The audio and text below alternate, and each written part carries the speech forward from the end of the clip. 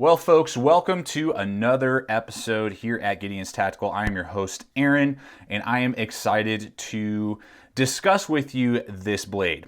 Now, there were two reasons basically why I went out and I bought the Buck Rival 2. This is model number 365 is the model number. Now, they do have the Rival, which is a smaller version of this and an even cheaper version. But the main reason that I went out, bought this, is because we haven't done any really budget pocket knife videos in a while. This knife is really lightweight and comes in at $20. We will have links in the description below over to Amazon after this video if you like this knife, you think the Rival 1 might be the right choice, or some of the knives we're going to run in to discuss comparison options and competitive options for you in this video. But with that being said, let's go ahead and jump right into the blade performance. Now we are looking at a hollow grind. This thing is 420 high carbon steel, USA stamped in there. $20 USA made pocket knife is pretty sweet. We have that satin finish with that nice clip right there, giving us a good precise tip, but giving us strength all the way to that tip. It is an actual 3-inch cutting edge, but it's 3 1/4 overall, so you're gonna have this pretty big gap here. It's not big enough really to be used as a finger choil. My finger is, kind of like on the edge there. I don't really care for knives when they have that design where it's like a really long, I think it's about 1 inch from where my finger would ride right there to the actual cutting edge. I would prefer that to either be a finger choil or try and bring that edge in, but that's just something that Ricasso is pretty big right there. No sharp edges to throw sparks off of or anything like that. The thing that I will say, and I've been running in some footage as we go through this, is that Buck always does a great job with their relief edges. Very high relief edge means that it's razor sharp, 420 high carbon. It's a budget steel. It's somewhat rust resistant, which is good, and it's extremely easy to put an edge back on it. The problem is that, and just the more guys that I use pocket knives, 420 high carbon, particularly this version for some reason, I was not super impressed with the edge retention. After everything that you saw there, I spent about 20 minutes, cut tons of rope, rubber, cardboard, different layers of cardboard, all that type of stuff. And it's probably spent about 20 minutes out in the backyard just cutting, and I'm just running in some clips of that whole process for you. This thing had several rolls and burrs on the front part of the belly right here. Enough so that I was not happy with it, and I was like, what's going on here? The nice thing is that I had my coffee mug from the morning. I was just out in the backyard doing video testing and blade testing for you.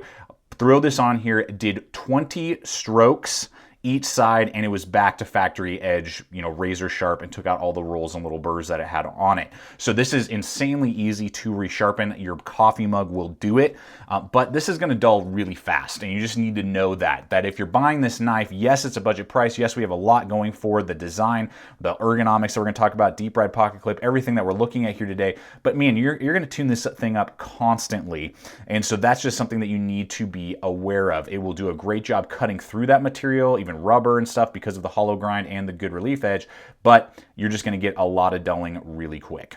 Next up, we're going to talk about ergos, and I really like the ergonomics here. It's definitely contoured. We got really good traction all along here. A little bit of, even like stippling done here. So, you're going to get a good grip. It's not blocky at all. It's definitely contoured very well. It's a type of Zytal or polymer. It's a lightweight material, and no liners to speak of in there, which I'm totally cool with. No problems with that. I wear large size gloves. As you guys who watch the channel regularly know, I got all my fingers on the back end there. Again, this is the Rival 2, so this is the larger one, so the smaller one will be somewhat shorter. The overall handle length is 4 1/4 inches overall. It's going to be 1/2 inch thick, and it's going to come in at 2.4 ounces. So for a 3 1/4 inch overall blade length, this price point coming in well under 2.5 inches or ounces makes this a really lightweight folder. So those of you maybe on a budget and you're backpackers, or you're just like me and you like really lightweight stuff, this is a great option for you, because not only do you have good ergonomics, but then it doesn't weigh anything in your pocket, which is awesome. Along with that, we have a great loop over deep ride pocket clip. Love that. This is my favorite style. Good job, Buck. You did a great job making this happen here. Love it. No complaints, no issues. It doesn't wobble. Great deep ride. Nothing for lefties. So I think that was a miss that could have been easily modified to make this be rotatable, because this has perfect ambidextrous features for the thumb stud, but just nothing for lefties. So that's a miss in my opinion. They should have offered that for both sides there. And there is no lanyard hole either, so that is something to consider. But if you're a righty, great tip up only, deep ride pocket clip, well done.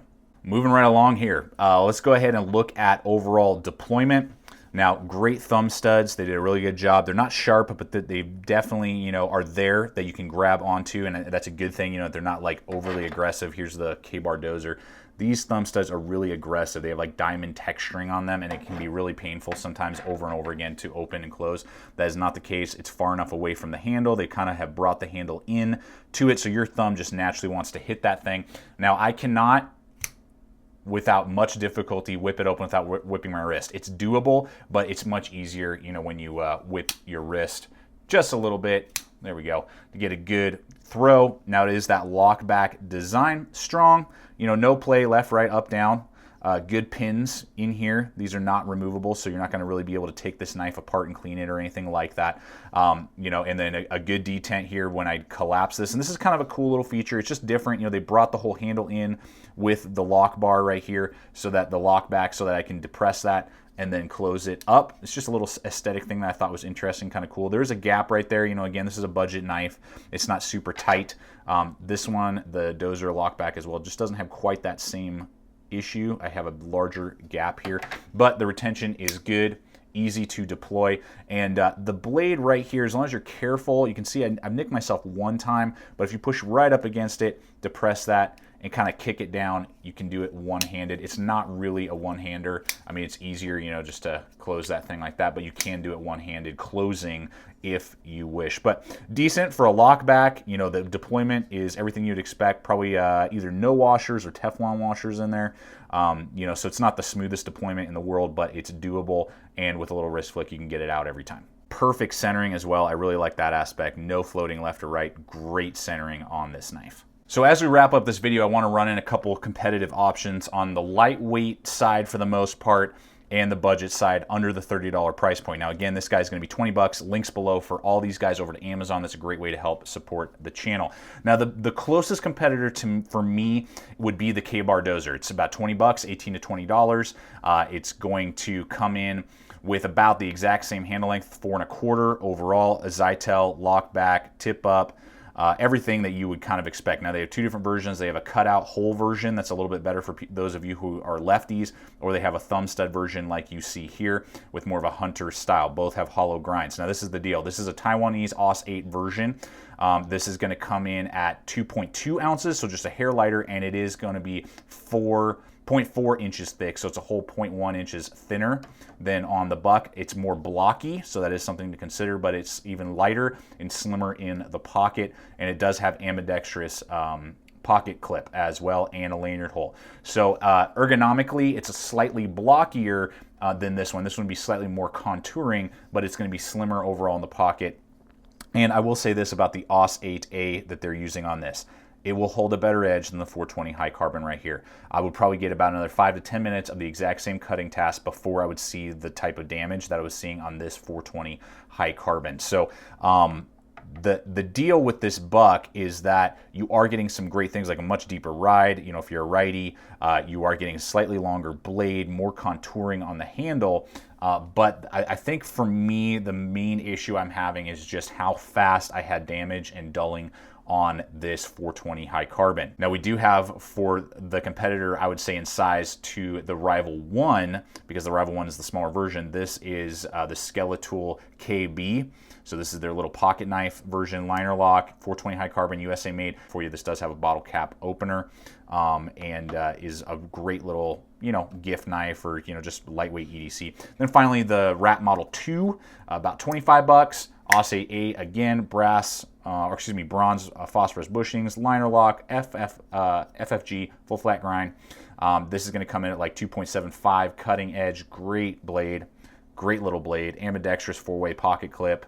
A little bit heavier. This will be the heaviest out of all of them. I think this is pushing 3 ounces, but super fast deployment. And again, the AUS 8A will hold a better edge than the 420 high carbon that you're seeing on these two here in the center. And so to wrap it up, This, I think, if you are in the market for a backup pocket knife, or you're just on like the tightest budget imaginable, there are a lot of things going for it. Maybe you already have the K-bar and you're just looking for another budget offering. You want maybe a little deeper ride, a little more contouring.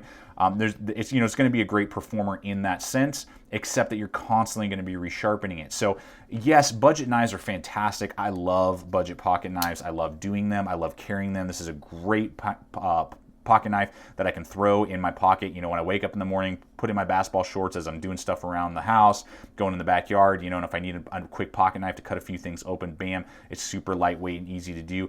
Would this be like my go-to pocket knife? No, it's just not, because of the edge retention. And if I had to choose only one, I think I would go with the K-bar first, because of the better edge retention overall in the pocket. On the blade. Other than that, the Buck has a leg up on the deep ride and is actually slightly more ergonomic. So those are just things that I want you to think about, wanted to offer to you so that you guys can make a really good choice. I think this is great because a lot of these are going to be available also at like your local Walmart. So maybe you lose your pocket knife, or you fly into a city, you're going to just be spending 2 weeks there.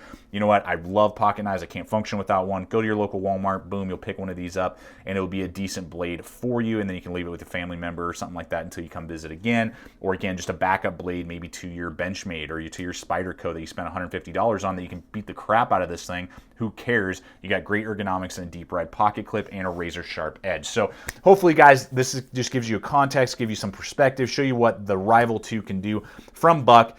Thank you so much for coming over here today, checking out the channel. Please subscribe, comment, like, share this video. Love to hear you guys' thoughts. Any questions you have, I'll answer in the comments below. Check us out on all the relevant social media as well. Go ahead and check out these links, the subscribe button and the next video up. Click on those as well. And I want to thank you so much for coming over today. Please always remember to stay equipped, stay prepared, and we'll see you out there.